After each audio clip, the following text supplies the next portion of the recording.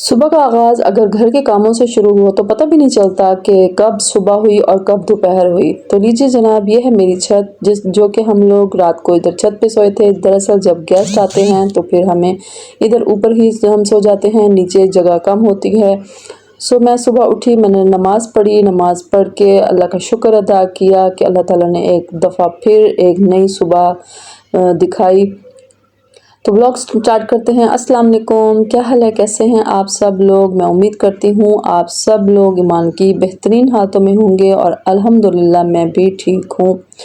तो यहाँ जो हम सुबह उठ के फिर ये इतना प्यारा सा मौसम बना हुआ था, अच्छा था। आज इतनी ज़्यादा गर्मी नहीं थी। सुबह-सुबह तो वैसे ही बहुत ही प्यारा मौसम के साथ चिड़ियों की, कौवों की, ऐसे परिंदों की चहचहाने की आवाज़ें आ रही होती हैं कि जो दिल को बहुत ही सुकून मिलता है और आवाज़ें उनकी अच्छी भी लगती हैं।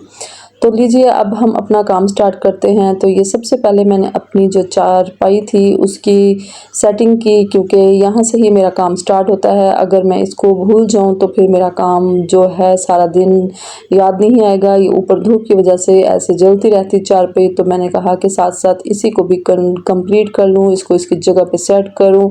तो मैंने पहले तकियों को सेट किया, उनको अपनी उनकी जो कपड़े वगैरह थे उनका कवर उनको सेट किया। सेट करने के बाद फिर मैंने ये चादर जो थी उसको अच्छी तरीके से फ़ोल्ड की। फ़ोल्ड करने के बाद जब सारी चीज़ें आप हो जाएँ, काम आपका टाइम से हो जाए, हर चीज़ को तरतीब से उसकी जगह पे आप रख लें, तो फिर आपके लिए काम में भी आसानी होती है और आपका टाइम भी कम रहता है।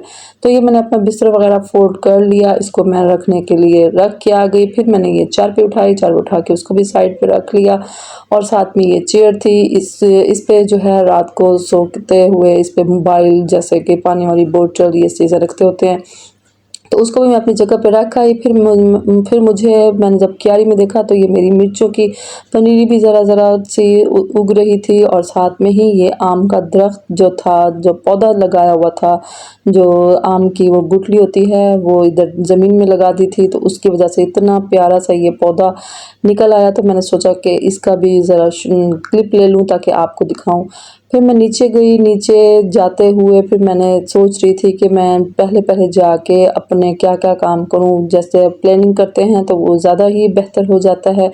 तो मैं नीचे जा रही थी तो मेरे घर में भी मेरी सास आई हुई थी, तो मैंने सोचा कि पहले मैं अपनी सास के लिए ज़रा उनका जो हल्का-फुल्का नाश्ता होता है, नमाज़ के बाद वो शुगर पेशेंट है तो वो उनका जो हल्का-सा ऐसे नाश्ता होता है वो लाज़मी उनको दे। तो फिर मैं किचन में आई, मैंने फिर पानी हल्का-सा नीम गर्म पानी था उसमें और पानी ऐड करके उनके लिए उसमें लीमू वगैरह डाला, लीमू साथ डाल के फिर उनकी नीम गर्म पानी में अगर लीमू ऐड करके हम उसको लें तो ये भी एक अच्छा हमारा एक टोटका है कि जिससे चर्बी हमारी जो होती है ना वो पिघलती है और जैसे पेट के आगे से फैट इतना सारा होता है वो भी रिड्यूस होता है। ये भी बहुत अच्छी एक रेमेडी है, आप भी इसको इस्तेमाल कर सकते हैं। तो लीजिए जनाब, ये मैंने लीमू कट कर लिया और इसको पानी के अंदर मिक्स करके फिर उसको दोनों ही जो एक गिलास में एक लीमू ही काफ़ी होता है, तो मैंने एक लीमू ही एक गिलास में मिक्स करके साथ में उनकी जो मेडिसिन थी वो और साथ इसबगोल का छिलका भी। इसबगोल का छिलका ये होता है कि इसको लेने से स्टमक ज़रा, आजकल गर्मी बहुत है तो गर्मी में ये ठंडा रह जाता है स्टमक, तो वो अच्छा रह जाता है। तो साथ में उनके लिए चाय भी रेडी हो गई थी, मैंने उनके लिए एग भी बॉईल कर लिए। एग अच्छे तरीके से बॉईल हो गए थे, ये बहुत ही ज़्यादा पानी अभी इसका गर्म था, तो मैंने सोचा कि उनको ठंडा करके ही दूँ ताकि आसानी हो जाए उनके लिए भी इसका छिलका उतारने में भी। सो मैंने इसमें पानी ज़रा ऐड किया, उसमें ज़रा मिक्स किया कि ताकि वो उसका टेम्परेचर ज़रा कम हो। उसको ज़रा ठंडे पानी में बार-बार वॉश किया, तब जाके उसका टेम्परेचर कुछ कम हुआ। फिर मैंने उनके लिए डिश रेडी की, साथ में उनके प्याली में एग रखा, साथ रस रखे, चाय रखी। चाय भी वो बोलती हैं कि बहुत इतनी ज़्यादा ना हो, नॉर्मल हो। तो साथ में ही फिर मैंने उनके लिए जल्दी से चाय बनाई, चाय बना के कप में डाल के उनकी डिश तैयार की। डिश में डाल के साथ फिर थोड़े से चने चावल भी थे, तो मैंने कहा चलें आप ये भी ट्राई कर रहे हैं, ये कैसे हैं। तो ये फिर उनकी डिश रेडी करके फिर मैंने उनको भेज दी। फिर साथ साथ मैंने अपने भी नाश्ते की तैयारी शुरू कर दी थी, जिसमें जो है मैंने अंडा प्याज वाला सालन भी बनाया साथ में। ये मैं पेड़े बना रही थी क्योंकि बच्चे आज सब घर थे, तो फिर उनका भी सबका नाश्ता मैंने कहा एकदम से ही बन जाए तो ज़्यादा ही बेहतर हो जाएगा। तो लीजिए जनाब, मेरे जो पेड़े थे वो सब रेडी हो गए थे, ऑलमोस्ट सब डन हो गए थे, और जो दूध था वो भी बॉयल हो गया, और साथ में जो मैं सालन बनाने लगी थी अंडा प्याज वाला वो भी उसमें थोड़ी सी बस उसको देर थी, उसमें एग वगैरह डालने थे तो मैंने उसके अंदर एग भी डाले। जब एग उसमें डाल के उसको अच्छी तरीके से ज़रा पका लिया ताकि वो अच्छे से पक जाएं, उसमें स्मेल ना आए। तो फिर मैंने उसके अंदर जो है एग डाल के उसको अच्छी तरीके से पकाने के लिए फिर मैंने उसको दम पे रखना था। दम पे रखने से ये होता है कि उसकी जो अंडे की स्मेल होती है वो नहीं आती। अगर तेज़ आंच पे हम पकाएंगे तो उसमें से जो है ना ऐसी झाग से निकलने लग जाती है, जिसकी वजह से सालन में ना स्मेल होती है। तो यहाँ पे मैंने अंडा अच्छी तरीके से मिक्स करके फिर उसके ऊपर मैं ढक्कन दे दूँगी ताकि ये हल्की आंच पे ज़रा पक जाए। साथ में मेरा दूध भी जो था सुबह ही आ गया था जल्दी, उसको भी साथ बॉयल कर लिया, क्योंकि गर्मियों में जो मौसम बहुत गर्म होता है, अगर दूध को लेट बॉयल करें तो उसका फटने का भी ख़तरा होता है। तो साथ में नाश्ते में आम थे, और प्याज अंडे का सालन था, साथ चाय थी, और ये मेरे पराठे के पेड़े भी रेडी हो गए थे। पराठे के पेड़े जब रेडी कर लिए तो फिर मैंने जब देखा कि मेरा सालन भी ऑलमोस्ट डन हो गया था, तो उसको मैंने अच्छी तरीके से मिक्स किया ताकि उसमें जो मैंने फिर फ़ील किया कि उसमें अब अंडे की स्मेल नहीं है, तो थोड़े से सब्ज़ धनिया कटी हुई थी वो भी मैंने उसमें ऐड कर दी। उससे ज़रा उसकी शक्ल बहुत अच्छी हो जाती है धनिया के साथ डाल के। तो बस फिर ये मेरा सालन हो गया था रेडी। फिर जो था दोपहर की रूटीन में ये मैंने कुल्फ़ा और गोश्त बनाया था।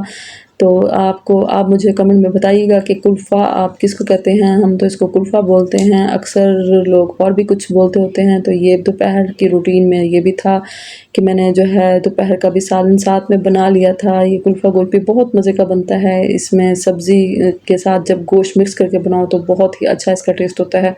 तो ये भी बहुत मज़ेदार बनता है कुल्फ़ा, आप भी ज़रूर ट्राई कीजिएगा। तो ये दोपहर पे फिर मैंने ये सालन वगैरह बना के इसको सारा कुछ डन करके इसको रख दिया। इसको रख के फिर सब कुछ मैंने अपना किचन नीट एंड क्लीन किया। उसको क्लीन करके फिर मेरे लिए काम में आसानी हो जाती है, क्योंकि एक दिन जो होता है पता भी नहीं चलता, काम इतने होते हैं कि ख़त्म होने के नाम भी नहीं लेते। तो अगर आपको मेरी वीडियो और मेरी ये रूटीन पसंद आए तो मुझे प्लीज़ ज़रूर कमेंट में बताइएगा। मेरे चैनल को लाइक करें, सब्सक्राइब करें, और मुझे कमेंट में लाज़िमी बताइएगा कि आपको मेरी वीडियो कैसी लगती है, मेरी रूटीन कैसी आपको मेरी लगती हैं। तो मैंने एक आपको साथ ये भी शेयर करनी थी, एक रेमेडी भी शेयर करनी थी कि जैसे ये बिस्किट्स होते हैं, सम टाइम ये होता है कि हम इसको खाते हैं तो ये पैकेट में जो है इतने सारे बचे रह जाते हैं। अगर हमने एक खाना है फिर बाकी ऐसे पैकेट में अगर रख दें तो वो ऐसे ज़रा सा नरम सा हो जाते हैं। तो मैंने सोचा कि ये भी आपके साथ एक रेमेडी शेयर करूं कि कोई एयर टाइट जार जैसे लेके, या अक्सर हमारे पास चॉकलेट्स की ये जो होती हैं शीशियाँ ये आती हैं, इसको अच्छी तरीके से धो के साफ़ सुथरा करके सुखा के फिर उसको टाइट करने के लिए मैंने एक शॉपर लिया, उसको ऊपर नीचे से कट किया। कट करके फिर उसी जो ढक्कन था उसके साइज़ के मुताबिक ही इसको मैंने राउंड शेप में कट कर लिया ताकि वो उसके शेप में आ जाए और मेरा ढक्कन भी आसानी से बंद हो जाए। तो मैंने ये ढक्कन में फिक्स करके शीशियों के ऊपर चढ़ा दिया। ढक्कन को अच्छी तरीके से टाइट करके बंद कर दिया ताकि इसमें हवा ना जाए, और मेरे जो है बिस्किट्स भी वो भी बहुत अच्छे तरीके से ऐसे महफूज रहें। तो इसी के साथ मैं व्लॉग का एंड करती हूँ। उम्मीद करती हूँ आपको मेरा व्लॉग पसंद आएगा। ओके, अल्लाह हाफ़िज़।